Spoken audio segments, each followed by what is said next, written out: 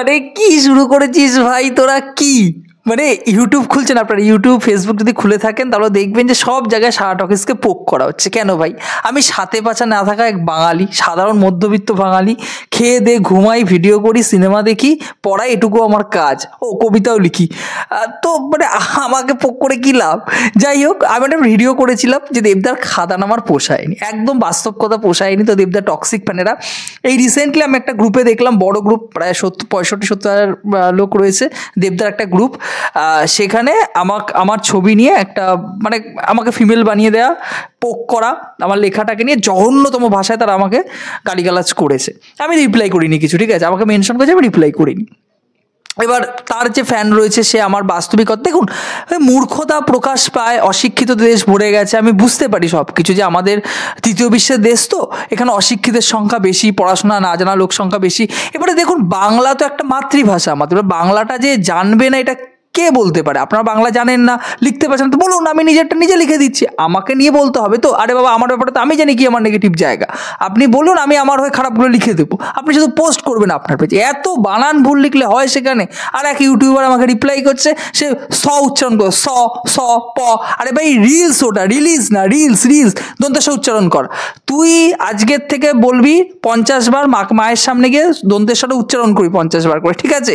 আর বাড়িতে লেখা প্র্যাকটিস কর। তুই তো বাংলা পড়তেই পারিস না ভাই, একটা লেখা পড়ছিস আমরা 10 বার করে আটকাচ্ছি। আর চোখটা কোন দিকে? মানে এই দিকে দেখতে দেখতে, এই পাড়ার ওই কাকিমাতে দেখতে দেখতে এই দিকে ঘুরে যাচ্ছে কেন? চোখটা একদম ক্যামেরার সামনে রেখে কিন্তু রিপ্লাই করতে হবে আমাকে, আমার সামনে রিপ্লাই করতে হলে চোখে চোখ রাখতে হবে ভাই, না হলে কিন্তু সমস্যা, না হলে কিন্তু একটু এদিক ওদিক হয়ে গেলেই কিন্তু আমি ছাড়বো না। যাই হোক, তো মজা পাচ্ছি, ভালো লাগছে যে এরা, দেখুন ব্যাপারটা কিছুই নয়, ব্যাপারটা হলো আমাদের রিভিউ কমিউনিটি যেটা হয় আমাদের হিন্দি, আমি এর আগেও বিভিন্ন সময় বলেছি যে আমাদের হিন্দি রিভিউ কমিউনিটির একটা বড় সার্টের একটা অডিয়েন্স রয়েছে। এই অডিয়েন্স সব ধরনের ভিডিও দেখে। আজকে আপনি একটা মার্ভেল নিয়ে ভিডিও তৈরি করছেন, ডিসি নিয়ে ভিডিও তৈরি করছেন, হলিউড ছবি নিয়ে ভিডিও, আজকে আপনি নোলান নিয়ে আমার একটা ভিডিও রয়েছে, ক্রিস্টোফার নোলানের একটা ভিডিও রয়েছে, কটা ভিউজ রয়েছে? ওই ভিডিওটাতে আমি কীভাবে খেটে ভিডিওটা তৈরি করেছিলাম আমি জানি, ঠিক আছে, এডিটিং সব কিছু ওপেনহাইমারের সময় তৈরি করেছিলাম। তো সেই ভিডিওতে ভিউজ দেখুন, নর্মালি আমি যখন একটা রিপ্লাই করছি, বা নর্মালি আমি যখন কোনো বাংলা কোনো ছবি একটা ট্রেন্ডিংয়ে রয়েছে সেগুলো নিয়ে কথা বলছি, তার ভিউজ অনেক বেশি হয়। ফলত এবার দেখুন, আমাদের বাংলা ইউটিউবারদের ক্ষেত্রে কি হয়, অনেকে এই ইউটিউবটাকে প্রফেশন হিসাবে নেয়। এবার এই প্রফেশন হিসাবে নিতে গিয়ে তাদের সেকেন্ড অপশানটা থাকে না। এবার এখানে টাকার যে অঙ্কটা আপনারা জানেন, ইউটিউবে একটা মানি রয়েছে, সেটা খুব কম, খুবই কম রেভিনিউ। আমি তো আমার চ্যানেল মনিটাইজ, আমি জানি রেভিনিউ কীরকম আসে, ওদের বলতে হবে না আলাদা করে, তো কদিন আগে মনিটাইজ হলো। আর সব থেকে বড়ো কথা, এই আমার থেকে ইনফরমেশন চুরি করে ব্যাপারটা কী হতো দেখুন, এরা ট্রেন্ড বুঝে চলে। আজকে দেখবেন যে সাকিব খান খুব ভালো ট্রেন্ডে চলছে, সাকিব খানকে ভিডিও তৈরি করে, যেই মার্কেট ডাউন হয়ে গেল, বাংলাদেশ একদম মেরে দিল আর কি, সেই সাকিব খানের ভিডিও তৈরি করা যাবে না, ওর ফ্যানেরা এসে গালাগালি করবে আর কি, গালাগালাজ করবে। তো তারপরে কি করলো, তারা জিতকে নিয়ে ভিডিও শুরু করলো। জিদ্দার ফ্যানেদেরও ব্যাপার রয়েছে, জিদ্দারও তো ইনফরমেশন আসে না, জিদ্দা বছরে একটা করে ছবি করে, তার ইনফরমেশন 1 মাস আগে আসে। জিদ্দাকে নিয়ে ভিডিও তৈরি করা যাবে না, দেবদাকে নিয়ে ভিডিও তৈরি করতে হবে। এবার দেবদার তো 90% ফ্যানেরাই ওই রকম টাইপের আর কি। এবার দেখলো যে না, সারা টকিজ একমাত্র ইউটিউব রিভিউ কমিউনিটিতে মিঠুন চক্রবর্তী নিয়ে ভিডিও শুরু করেছিল। মিঠুন চক্রবর্তী, দেখুন খারাপ সময় ভালো সময় বলতে কি বোঝায়, একজন মানুষ যখন দাদা সাহেব ফালকে পাচ্ছে, পদ্মভূষণ পাচ্ছে, পুরস্কার পাচ্ছে, ভালো ছবি হচ্ছে, লোক এসে দেখতে আসছে, দেখছেন, ভালো বলছেন, খারাপ বলছেন, এটা একটা ফেস থাকে। একটা লোককে রাজনৈতিকভাবে, আমি নিজে কিন্তু তৃণমূল দলকে সাপোর্ট করি, আমি নিজে সদস্য ছিলাম, আমি নিজে তৃণমূল কংগ্রেসের দীর্ঘদিন আমার দাদু পার্টি করেছেন, আমাদের পার্টির রাজনৈতিক পরিবারের সন্তান, আমি নিজে একসময় যুক্ত ছিলাম স্কুলের পার্টি পলিটিক্স। এবার কী হয় ব্যাপারটা, যে সেই রাজনৈতিক একটা ফেস আমি, কিন্তু সেখানে দাঁড়িয়ে কিন্তু মিঠুন চক্রবর্তীর বিজেপির লোক, বিজেপির আমি কথা বলেছি, কেন বলেছি, কারণ মিঠুন চক্রবর্তীর একজন মানুষকে রাজনৈতিকভাবে আটকানো যায় না। লোকটাকে যখন পদ্মভূষণ দেওয়া হলো, আপনি জানেন যে কুণালবাবু কীভাবে তাকে অপমান করেছিলেন, বা বিভিন্ন সময় তাকে যখন দাদা সাহেব ফালকে দেওয়া হলো, তাকে রাজনৈতিকভাবে টেনে নামানো হয়েছে। আপনি ইউটিউবে দেখান, একটা লোক ভিডিও তৈরি করেছে, একটা লোক কিন্তু ভিডিও তৈরি করেনি, আগামী দিনেও করবে না, কারণ সবাই সেফ থাকতে চায়, সেফ খেলতে চায়। এই সেফ খেলাটা কখনোই পছন্দ করি না। তাকে যেরকম সিনেমার দিকে নামিয়ে দেওয়া হচ্ছে, সেই সময় ভিডিও তৈরি করব, তাকে যখন রাজনৈতিকভাবে নামিয়ে দেওয়া হচ্ছে, সেই বিষয় নিয়েও কিন্তু আমি ভিডিও তৈরি করব। যাই হোক, তো এবার ব্যাপারটা কি বলুন তো, এদের কাছে না ওইগুলো কোনো ম্যাটার করে না। এরা আসলে সব ফ্যানদেরকে চায়, যে আমি দেবদার ফ্যানকেও চাই, দেবদার ফ্যানকে ক্যাটার করবো, আমি মিঠুন চক্রবর্তী ফ্যানকেও না, আমি জিদ্দার ফ্যানকেও রাখবো, আমি সাকিব খানের ফ্যানকেও রাখবো। আরে ওভাবে হয় না। একটা ইউটিউব চ্যানেল, আমার ইউটিউব চ্যানেলে 1000-এর উপর ভিডিও রয়েছে, আমি তোকে 5টা ছবির নাম বলছি, 5টা, আমি ছেড়ে দিই অন্যান্য বাংলা ছবিতে, বাংলা ছবিতে তোকে 5টা ছবির নাম বলি, আমি যদি তপন সিংহার 5টা ছবির নাম বলি, আমি মৃণাল ছেলে 5টা ছবির নাম বলি, আমি সত্যজিতের 2টো ছবির নাম বলি, আমি যদি ঋতুপর্ণ ঘোষের 3টে ছবির নাম বলি, তুই যেমন নামই শুনিস নি ভাই। তুই বাংলা ছবিগুলো যেগুলো রিলিজ সেগুলো দেখিস না। আমি যদি হলিউডের, আমার সাউথ কোরিয়ান কত ছবি সিরিজের রিভিউ করা হয়েছে, একটা সিরিজ তুই দেখেছিস জীবনে?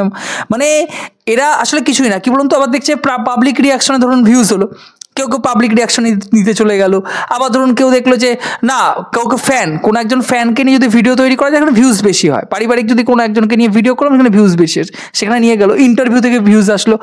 এটা করা তো উদ্দেশ্য নয় আমাদের, আমরা এখানে রিভিউ করতে এসেছি, রিভিউ করবো, ব্যাস চলে যাব। কে আমাকে নিয়ে রিপ্লাই করলো বা কে আমাকে নিয়ে কী বললো সেটা দেখার কোনো প্রয়োজন আমি তো অন্তত মনে করি না।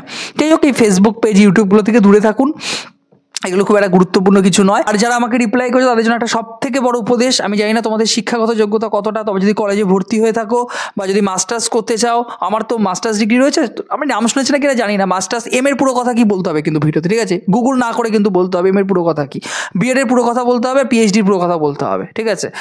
আর তোদেরকে বলি যে তোরা যদি পড়াশোনা তো করেছিস কতটা জানি না, তো যদি তোদের মনে হয় যে হ্যাঁ আমি নতুন ব্যাচ শুরু করছি, তো তোদের যদি পড়াশোনা করার ইচ্ছে থাকে বা তোদের, আমি জানি না যে আশেপাশের পরিবেশ কিরকম, তোদের আশেপাশে দেখা গেলো যে ওরকম অশিক্ষিত লোকজনই থাকে, তো তোরা সবাই মিলে চলে আয়, একটা গ্রুপ নিয়ে পড়ালে কম টাকায় হয়ে যাবে, তো বললে তোদের ওখানে গিয়ে আমি ব্যাচ করিয়ে দেবো, কম টাকায় হবে, নতুন অফার হয়েছে, জানুয়ারি মাস চলছে, যেরকমভাবে দরকার সেরকমভাবে কিন্তু তোদের আমি ব্যাচ দেবো, তোদের কিন্তু টিউশনই পড়াবো, কোনো চাপ নেই ভাই, দরকার হলে ফ্রিতে ক্লাস করিয়ে দেবো। দেবদার খাদান নিয়ে কথা বলি, খাদানে বক্স অফিস রিপোর্ট কিন্তু খুব ভালো, যেটা অফিসিয়াল জানা গেছে যে খাদান কিন্তু মোটামুটি 13 দিনের শেষে গিয়ে নিউ ইয়ারে কিন্তু প্রায় 1.5 কোটি টাকা কিন্তু ব্যবসা করে, যে আমি বলেছিলাম যে 1.5 কোটি টাকায় মারলে 1.5 কোটি টাকায় মারবে, তো টোটাল অফিসিয়ালি যে পেজের তরফ থেকে অফিসিয়ালি আমরা জানতে পেরেছি, আমি নিচে লিঙ্ক দিয়ে দিচ্ছি ডেসক্রিপশন বক্স, আপনারা চেক করতে পারেন, 11.5 কোটি টাকা কিন্তু ইনকাম করেছে, এটা একটা বিশাল বড় সংখ্যা, আপনি বুঝতে পারছেন। শুধু তাই নয়, বাংলা ছবির নিরিখে প্রথমে সম্ভবত ছিল চাঁদের পাহাড়কে ক্রস করে এখন খাদান 1 নম্বরে রয়েছে, সব থেকে তাড়াতাড়ি 10 কোটি টাকার গন্ডি পেরোনো লিস্টে কিন্তু খাদান এখন 1 নম্বরে রয়েছে। মাত্র 13 দিনের মধ্যে কিন্তু 10 কোটি টাকার গন্ডি পেরিয়েছে খাদান, এটা একটা মাইলস্টোন বলা যেতে পারে। এর আগে 16 দিনে চাঁদের পাহাড় 10 কোটি পেরিয়েছিল, বহুরূপী 19 দিনের মাথায় পেরিয়েছিল এবং প্রজাপতি কিন্তু 44 দিনের মাথায় পেরিয়েছিল। সেক্ষেত্রে কিন্তু খাদান অবশ্যই মাইল ফলক তৈরি করেছে, আগামী দিনে ছবিটি এগিয়ে যাক, বক্স অফিসে একটি হিট দিক, এটাই আমরা চাই। এবং সন্তান নিয়ে অবভিয়াসলি অফিসিয়ালি সকালবেলা আপনাদের জানিয়েছিলাম, সন্তানের কোনো আপডেটস নেই, বাকি দুটো বাংলা ছবির এখনো পর্যন্ত নেই, যদি আসে আগামী দিন কিন্তু আমি রিপ্লাই করবো। এই ছিল আজকের আপডেটস, আপনাদের কি মতামত অবশ্যই কমেন্ট বক্সে জানাতে ভুলবেন না বন্ধুরা। ভিডিওটি ভালো লাগলে ইনফরমেটিভ ভিডিও পেতে চ্যানেলটিকে সাবস্ক্রাইব করে পাশে থাকবেন বন্ধুরা। জয় হিন্দ।